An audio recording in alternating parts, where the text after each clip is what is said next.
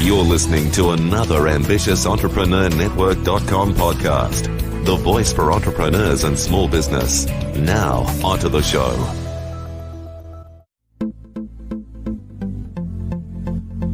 This is Women in Leadership Podcast, featuring success insights from women around the globe. Now, over to your host, Anne-Marie Cross.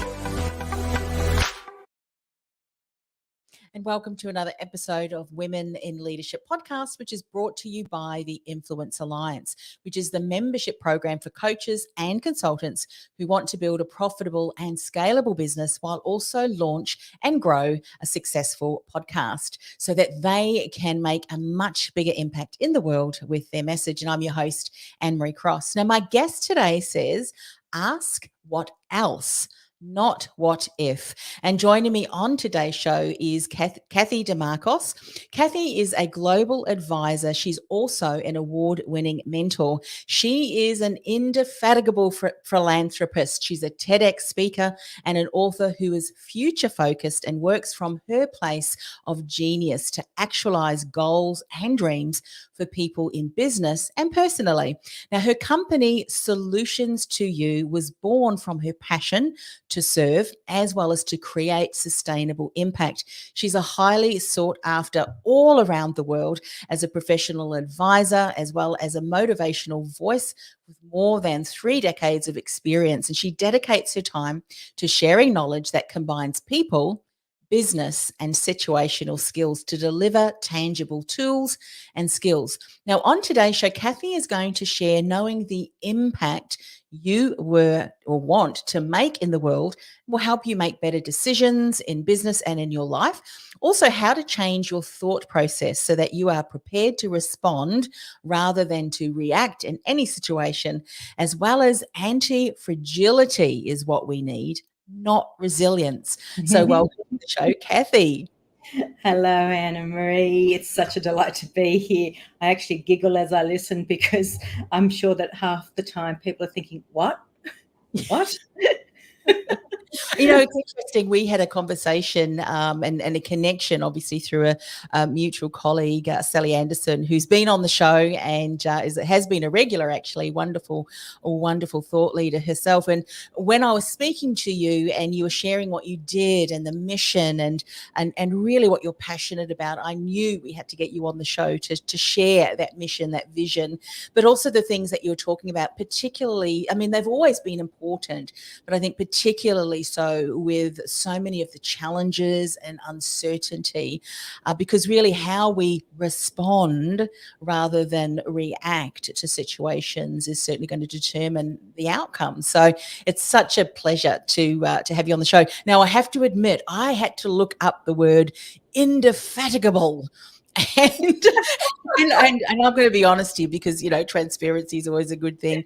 I hyphenated the words because I thought this is going to be one of those words that I'm going to stumble over. But indefatigable philanthropist, share a little bit more about the work that you do in that area, because that is an area of passion for you, yes? It really is. You know, when we talk about impact, everything for me actually leads to exactly that, the philanthropy work that I do. I'll share a story as to how that even came to be, but I guess from a young age, it was actually instilled in us that, you know, paying things forward or thinking about community and others was actually just part of life. And to be honest, I never thought that it was, or I was actually different. That just became part of what we did, you know. And when I had kids, again, that sort of followed. So it was always about giving, you know, who else can actually, I guess, benefit from us serving, you know, or supporting them. So the kids have certainly actually incorporated that into their lives. But 2014, when Ebola broke out in Tanzania, my daughter was actually contemplating her life goal, you know, at the age of 16. What am I going to do when I finish school? And after doing some research, she actually landed with, I'm going to Tanzania. And so we sat at the dining room table and my husband said, that's in Africa. He said, yes, Dad. And he said, Ebola's broken out. And she said, that's on the West Coast. I'm going to the East Coast. And he's going, hello? No, it doesn't matter. So that actually became, the journey. It was actually a point, I guess, in my life that I look back now and am really grateful for. But that process enabled me to do a few things. It was really actually look at honouring her and what she wanted to achieve. So I'm a really big, passionate person when it comes to people identifying something that they want to do and supporting them through that process. But also actually honouring my husband, because I didn't want to just dismiss what he has said and, his fear around that. So it was about mitigating risks and finding solutions to balance that out. So this is a long way around to get to where I am, but that story, really actually led to her finally saying, yes, I'm going, so it can be with support or without support, but I'm on a mission. There's so much that I can actually do there. So she took off for a month, and, there were moments through that period where I kept questioning, myself, what is going on here? And I remember distinctly, even to the point where she's actually at the airport, and she's now actually gone through customs, and we're watching her actually through the glass go to her gate. And at that moment, she sort of leans in and she's put her hand up against the glass. And, so I've actually mirrored it on the other side. And in that moment, my heart sank because I didn't know where she was going. I knew that she was passionate about what she wanted to do, and she wanted to go and work in orphanages. She wanted to make a difference. But in that moment, honestly, it was this incredible fear of, what have I done? I've allowed her to go to somewhere where I have absolutely no understanding, of what's actually over there, what she will face. And my only thing that I could think of at that moment was that we had actually agreed and made a pact that she would go for the first month and actually be under, I guess, the protection of Projects Abroad. So there was some structure. And then I would join her for the next 2 months. So through that process, there was always this hope and, I guess, some sense of safety that she would be okay, until I got there. Well, that Anne-Marie actually changed, like genuinely changed who I was. And, I had for as long as I can remember, as I shared, donated, given up time, committed to some sort of philanthropical work. But this was different. I was following her dream to some extent. But when I got there, my heart just exploded. It exploded because I actually saw the joy in her when she arrived at the airport to pick me up. She was a different person, and I can't explain it except to just tell you that there was this incredible aura that was just beaming out of her as she ran into the airport. I don't think I had ever actually seen her as joyful, as in that moment. So I realized that something had happened for her, and what that was, I couldn't obviously quite tell. But she then actually turned to introduce me to the driver, who was also actually a guide, and she spoke Swahili. And it dawned on me that she was grown up. Like, here's this 17-year-old who really is just this incredible young lady now. Well, she embraced everything that she was experiencing. She was living with her family. She would spend time, with the actual maid, talking, learning, understanding the culture, and then actually applying all of those skills with the kids. And so we actually experienced that journey through the lenses of her, because of the fact that she just embodied everything that she was aiming to achieve. So we spent time living with a Maasai for 3 weeks whilst we were there. And, through that period, let me tell you, we cried a lot. There were tears of joy in that we were actually so privileged to actually experience what we were experiencing. And people just see that, what we were giving them was incredible. But what we got from that was so much growth, so much insight into, who we were. Me, it was another layer for me. It was like, I share a story where I remember sitting with a Maasai, and this warrior actually said to me, Cathy, I really want our young girls to understand that there is more to life. I don't want them to actually think that they need to get married at the age of 11 and circumcision is not okay, and they need to continue their education. What do you think? And, in that moment, I stood there and I realized I couldn't even begin to think. How could I possibly understand? I'm this Western middle-aged woman with privileges that I hadn't actually realized the depth of my privileges, until that moment. And so that became my journey and my quest of where I am today, in recognizing that we can all contribute to the lives of others, irrespective of where we are and irrespective of where they are in the world. And so, we continued that journey of working with the orphanages, teaching English, actually doing leadership development and helping aspiring, entrepreneurs over the years. And, I've gone back several times and I've taken people with me, and it has just continued to build to the point now where we now have, I guess, a side business, which is my love project. It's called Raise the Baseline, and that is leadership programs that I've now developed for young kids all the way through to aspiring young entrepreneurs. And so we now actually run the programs. They start at the age of 12, and they're 4-week programs and 6-week programs and 6-month programs.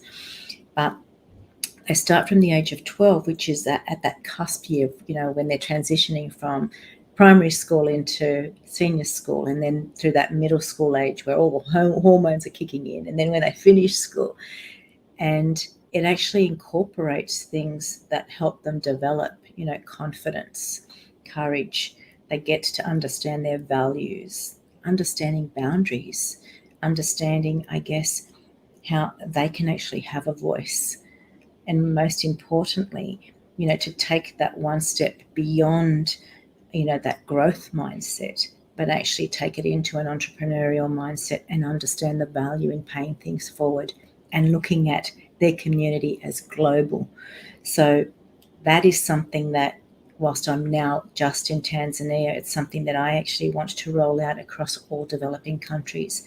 So that's my love work, and I fund all of that at the moment. But obviously, as you scale, there are other things that I will need to actually incorporate to help support that. So I've also now incorporated these programs and I'm making them available for Western society, because everybody keeps saying, how come they're only available for developing countries, right? I need them too. Yeah. Yes. I mean, thank you for sharing that story, and it beautifully segues into an area where I know you wanted to talk a little bit more. Knowing the impact that you want to make in the world will help you make better decisions in business and life. And, as we hear, as I hear, and I know that there are others here listening and watching as well, you share that story. You almost wonder, had your daughter not gone through that process and gone to Tanzania, and you had not then gone to connect with her and get to experience and see the transformation that your daughter went through from a young girl to this blossoming young woman who now, through supporting those in the community there in Tanzania, you saw her just, transform. And then you recognizing there was just so much more that you could do, and something that you may never have had experienced had you not gone there. So when you look back and you're talking about impact, what was it for you, and what can you share? This is, I guess, what I'm asking if you can share some insights for those of us who may not have an opportunity to go to Tanzania or other places.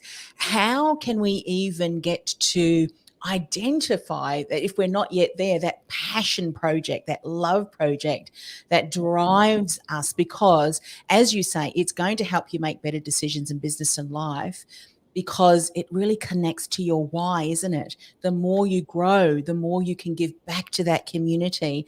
And there's something that we know all to be true, that the more connected we are, it drives us forward. And that will beautifully segue into the other areas that you want to talk about today too. So what insights can you give around identifying what that impact is for us? So, you're absolutely right. We're all not going to have an experience like what I have, but I'll share an example of one of my clients that I literally have just finished with this morning. She's realized that she's spent all of her life in corporate, and she has done a lot of travel. And as she's actually reaching that stage where she's asking herself, what else? What else is there to life? What else can I actually do? She's realized that part of her journey has actually experienced a lot as a female traveler in business. And as she's actually thought about that, she's identified that she could actually share that knowledge and actually change the lives of others who are actually following in her footsteps. You think about it, how many females in corporate travel all the time? But everything is actually done with such rigor, and not necessarily with the mind of, safety, with the mind of, have you considered, are they actually traveling alone? What are the measures that we're actually putting in place from a corporation to ensure that they are always actually feeling secure? They're always working at their optimum. We take into consideration, their personal circumstances, their actual life needs. Work isn't just about what you need to do, for business. It actually needs to encompass all of our people. And so through that, she's identified, I'm going to actually share my lived experiences, because I do not want another woman to actually jump into a cab and actually not have a protection of knowing that this cab driver is actually harassing me. So what can we actually do? So all of her lived experiences is now actually turning into this incredible business that she's so passionate about, because she knows that she can actually provide insight, safety, security, not only to the women who are traveling, but also actually look at it from a business perspective, because they're now actually thinking about their people. And look, times over the last 2 years, I think corporations have realized that business isn't just about bottom line. It is really about people. So they're wanting to know what they can do differently, to contribute to the lives of their people and retain staff and make them feel valued. And so sometimes that's all it is that you look back as to what have you actually experienced that will actually make somebody else's life better, make them feel valued, make them feel like they belong. Yeah, that's so good, because often we are looking for grandiose, isn't it? For just sitting there waiting for this, ta-da! And often it's right there in front of us, isn't it? The lived experience. I love that. And so what are just a couple of things? I mean, there's some, incredible insights and golden nuggets that you've shared already, but to wrap this point up so we can move on to the next around how to change our thought process. If you look back over your life, say the before and after is, before you'd gone to Tanzania, and then after, what has been the greatest impact in your decision making, business and life? Because what has that impact made on you, and how has that impacted the decision making process that you've had? I think one of the things that I've recognized, and again, I've only just really started to identify my own patterns. The one thing that I have recognized that has impacted me the most is to actually trust my instinct, and to have the courage to say no, to no to the things that just didn't resonate for me, no to the things that I really wasn't comfortable in doing. to be prepared to have a conversation that wasn't necessarily going to be an easy conversation. And I think particularly women, we seem to think that we have to always say yes, we're pleasers, we're nurturers, but we can actually do that and still say no. It's actually about honoring ourselves. So for me, I would say looking inwards, was one thing that I constantly have recognized that I've done, and then had the courage to actually stay true to me. Yeah, I love that. I can't remember who shared this with me, but it was no is a sentence. And we don't have to say anything else. And it is so true, isn't it? Often women, and being able to speak truth, with love, of course, is important too. And we don't necessarily need to be in agreement all of the time either. And having those conversations, and I love how you mentioned earlier around having clear boundaries. And I think too, when we experience other cultures and seeing how they live, and often very simple lives, isn't it? Yet the joy that they have reminds us that the things that we often concern ourselves with, really not a concern at all, isn't it?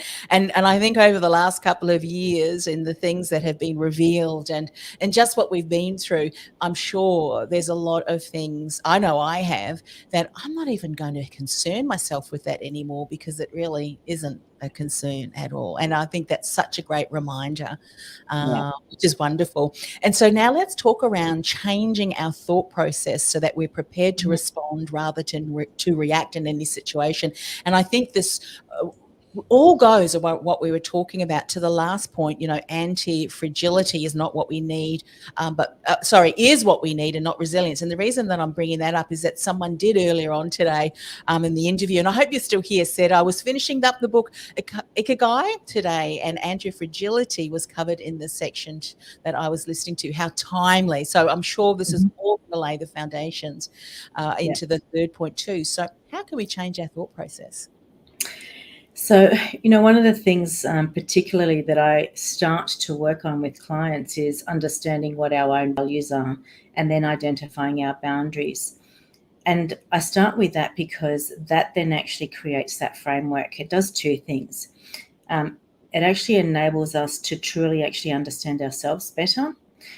It then actually creates a fluid process in between. So when we know what's really true to our values, at our core, and then actually put a framework, boundaries, of the no-go zone, or understanding that if I actually get to this boundary, I recognize that this is actually my stretch point, so I need to then take the next step. It then actually says to us, okay, I know where I'm actually working from. I know what I actually want to achieve. And then what? We have a situation. So in that situation, we change the way we think. So instead of actually looking at any given time to, like now, have a conversation, listen to what you're saying, and then instantly respond, what you actually do in that moment is pause. And the reason why I ask you to pause is to actually look inward and say, what outcome do I want from this?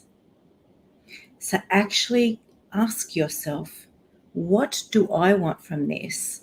And what is mutually going to benefit the person that I'm with? And when you understand that outcome, you then respond. You are actually sitting from a totally different perspective rather than just instantly reacting, because in that moment, you will go back to your default, to what you have done in the past without even recognizing it. But by pausing to better understand what outcome you genuinely want and what will actually be mutually beneficial, because I always look at it, there is always a win-win. So I always say it is a mutually beneficial outcome. And see, the boundaries in that also identifies where are you prepared to go to.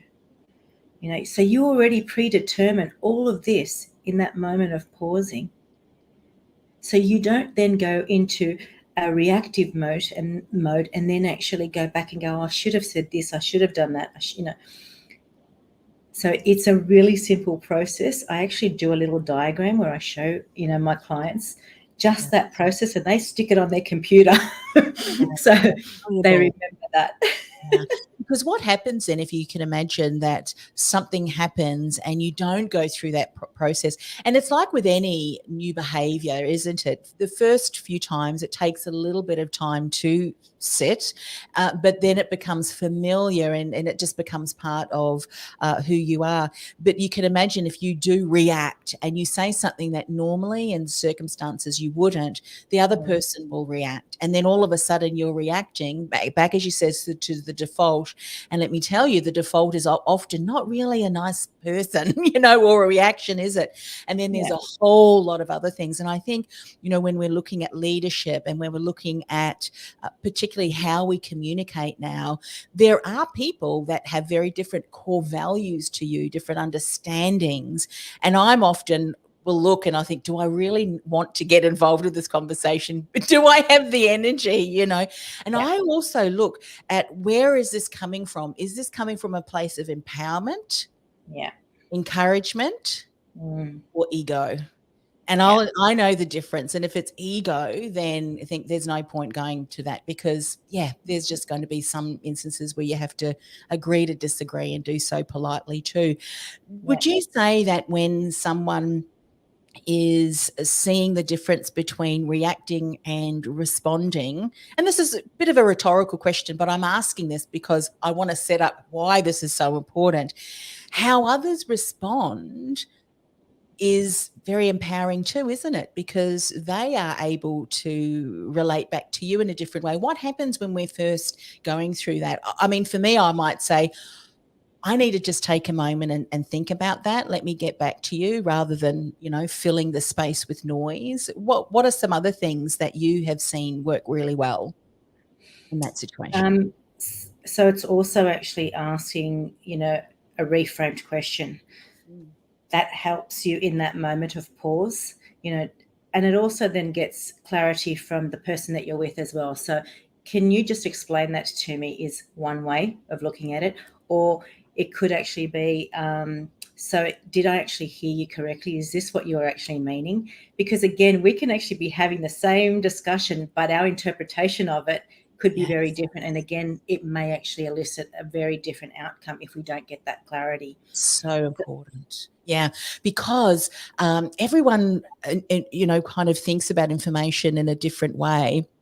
And we all have our beliefs. So if someone says something and that reminds us, takes us back to a place where maybe a parent or maybe a sibling said a similar thing in a similar tone, we automatically go back there and go, they're having a dig at me.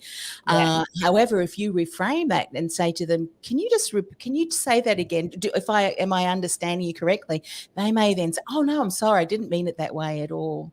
Or in some instances, they may say something, but their face is saying something completely different. But they may have been thinking about, oh, did I turn the oven off? That kind of thing. There's things that happen, isn't there? I love it. Yeah. And that happens a lot also in written communication, like in email.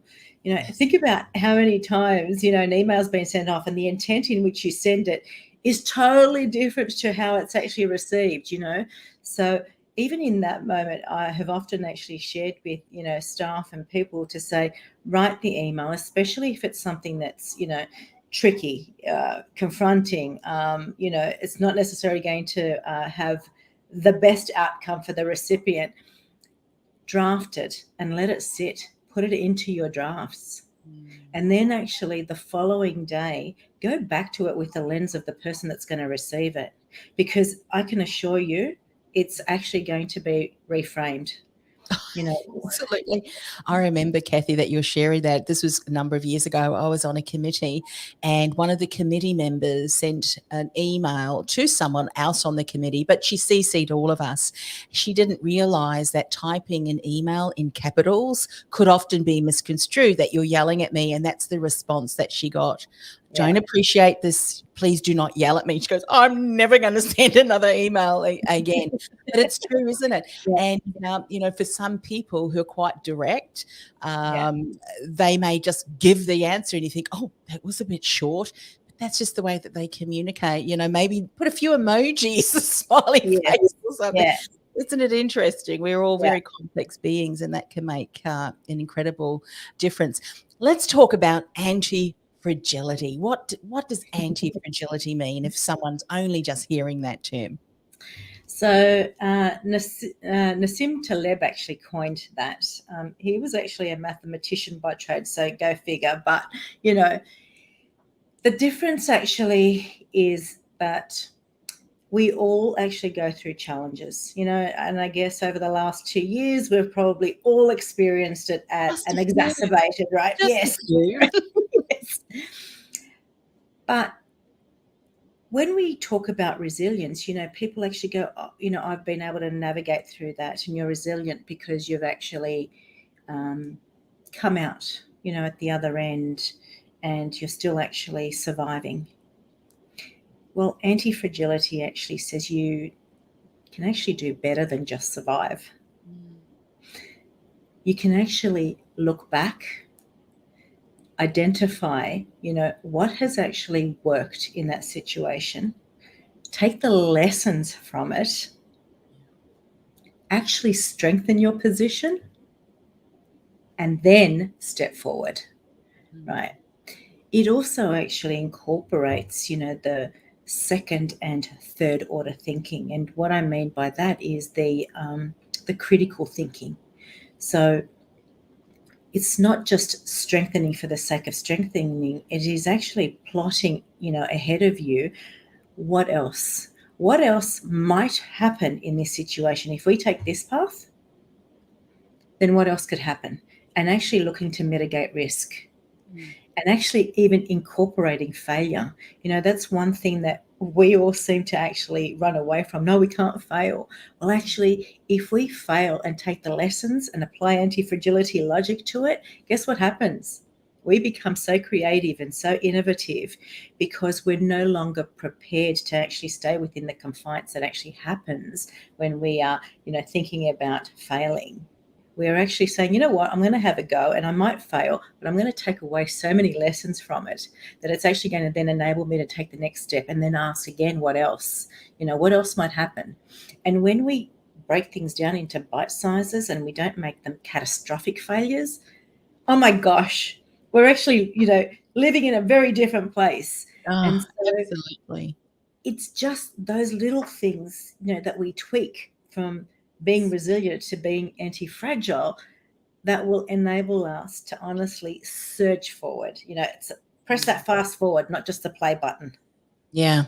I mean, what you're just saying there, I just, yay, if I do have an applause, but there's a few other things on there. So I haven't got a label on the buttons. Otherwise I would definitely be applauding. I so agree.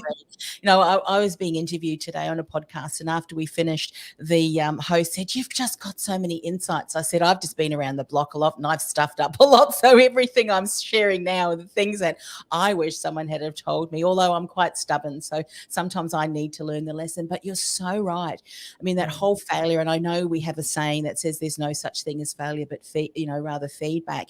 And often when we do try, and we do, there's an aspect of when it comes to entrepreneurship and leadership, there is risk, isn't there? And there is going to be results that weren't achieved and so forth, but how we bounce back and the learnings we take from that, if we're willing and courageous enough and curious enough to sit in that space, which may be a little bit uncomfortable, but change the uncomfortableness for curiosity, those failures can become the foundations upon which you stand and go. And then next time it comes, you go, you're not going to get me today because I know how to address you. And I've actually shaped my character and my understanding. Do you think it's because, I don't know, someone once said to me, Cathy, and I'd love your thoughts on this, I was too ashamed to admit that I failed, and even sharing it. Do we assume that others are not failing? I mean, what have you found over the years? It's interesting. Yes, we don't really talk about our failures. And you know what? Social media has probably actually contributed to that, because the only thing that, let's face it, the only thing that usually is shared on social media are the winnings. Yes. So particularly I think future generation, they always actually only ever see that, and don't necessarily understand that that's one second in that person's life that's actually portrayed there, right? What else has actually happened to get them there is an unknown. So sharing failures, there is shame to it. Somehow we seem to actually attach failure to not being smart enough, not being good enough, as opposed to being brave and courageous to actually do something different. I often say to people, it's not actually just about accepting that something has failed. You need to celebrate it, because that's the difference. It's going to encourage somebody to take the risk, because if they see that you're actually celebrating it and say, good on you for having a go, what did you learn from that? Crap, I didn't know that. I didn't know that, that's what happened. Then they won't actually take that next step. They'll still actually hide in the background going, oh, that's too risky, or I'm going to be seen And as almost playing small, isn't it? I remember years ago, Cathy, one of my mentors and who shared a couple of terms that I'd never heard before, and one was goal trauma and the other was financial trauma. And goal trauma was when a situation occurred, there was an event or a project that you worked on, and you put your heart and soul into it. And as I know that we do as leaders and entrepreneurs, but for some reason it failed. So what ends up happening is anytime you think about that situation, feelings of often betrayal, particularly if there was a business partner or maybe circumstances happen that were beyond your control. And so whenever you think about that, there's horrible angst and anxiety. So you don't ever want to go back there again. So anytime in the future something becomes familiar and it becomes a trigger almost, we want to avoid that. And so we end up playing small, or we end up being triggered. So for me, when I had my worst business failure ever, I knew that I needed to deal with that, but not only deal with it, heal from it. Yeah. Because there's some emotional baggage and things. And that's, I think, something that's often not taught. Have you forgiven? Now, whatever may have happened may have been inexcusable, but do you want to continue to be tied, emotionally tied to some crap person or, industry or something that's happened that stops you from living that purpose and making that impact? And so for me, I knew that I needed to spend time in forgiveness and healing. And I don't think we talk about that too. And when we think about what's happened in the world over the last couple of years, unless we go through that process and realize that it's okay not to be okay, and you need to get support. You need to be able to find someone or some people in your corner who you can cry with, and you can just whatever, because it's important, isn't it, Cathy, to deal with the emotional. We're talking a lot about practical things, which are great, but unless we shift through that emotionally, it's going to be very hard for us to move forward. Yeah. I have a similar, situation, and it was a lesson that I learned from my husband. And so during my corporate life, I was always on this chase to actually show that I was good enough, that I, was smart enough, that I could do it as well as anybody else, coming particularly from a very male-dominant industry. So my working days were ridiculous. But, and hello, my background is finance, right? So yes, I made some decisions. However, I was so entrenched in actually looking after everybody else's finances that I forgot to look at mine. And so I had made some financial decisions that where I had invested some money, well, I wasn't checking their actual financials, the reports were being issued, but I wasn't spending the time to be diligent. And so I lost a hell of a lot of money. They went into liquidation, and I sat there and I cried, and I said to my husband, oh my gosh, I've just lost $250,000. And he said, honey, you're alive. You're healthy. And all I could do was cry even more because he wasn't angry. And yet I had this incredible guilt. Yes. And shame. It's those secondary emotions that we put on ourselves. And it's like, please do not add to the things that you need to go through. Yeah. And so there were lots of lessons in that. One was that I was actually prioritizing other people's businesses over mine. Big lesson, right? but it was also actually to recognize that there was so much more value to us as human beings than anything that was material, you know.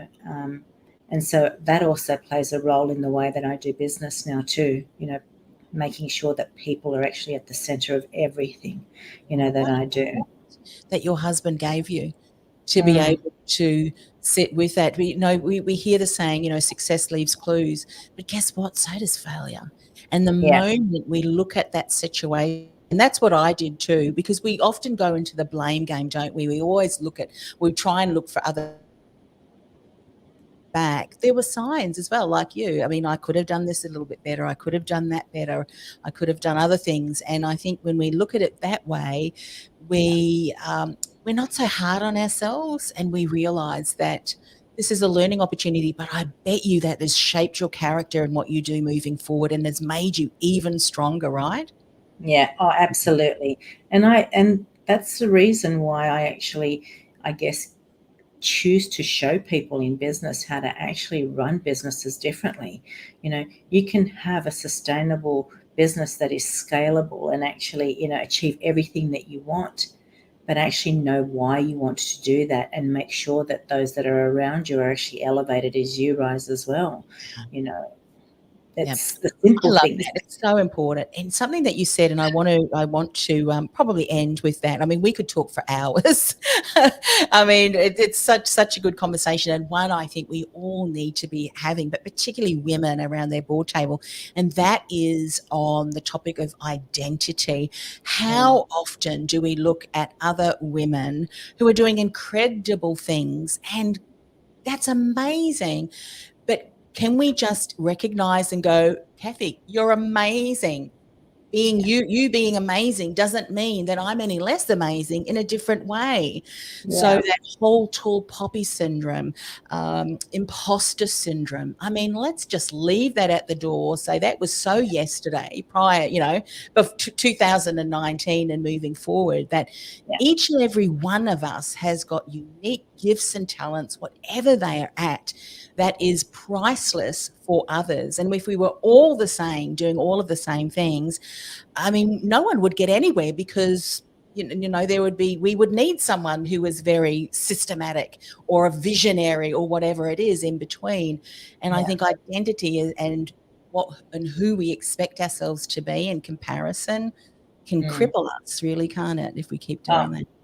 absolutely. It's one thing that I actually share, you know, your passion for it, particularly actually that sponsorship piece. You know, the one thing that I actually love most in people when I see them do it is when they actually give a shout out, particularly, you know, for other women, and especially when it's done behind closed doors. You know, that to me is the greatest gift that you can actually give anybody. And it then actually shows me that they are genuinely a kind hearted, courageous person, you know, who thinks about others. So, yeah. And do that, do that. I mean, I remember seeing a conversation happening, and I didn't really contribute to the conversation online, but I did go into their DMs and I just gave them a thumbs up, and I just said something. To me, it was just in passing. And this person came back and said, I so needed to hear that. Thank you for taking that time. You Yeah. just don't know what that person is going through, and saying, you've got this, or whatever it is, some encouraging word can make such a difference, can't it? Particularly in a world that often we're critical, and we're not doing the things that you say. We are reacting, and we're bringing a lot of ego and emotions, from a place where we are, as you call it, default. We're triggered, and it would be a very different conversation if it were to take some time, as you said, to have a think about that, reframe, ask them to say that again. And, sometimes it is walking away and recognizing, what, this conversation is not really getting anywhere. Put the boundaries up and then stick with those boundaries. As you said, we don't have to be a doormat or say yes all of the time if it is a no.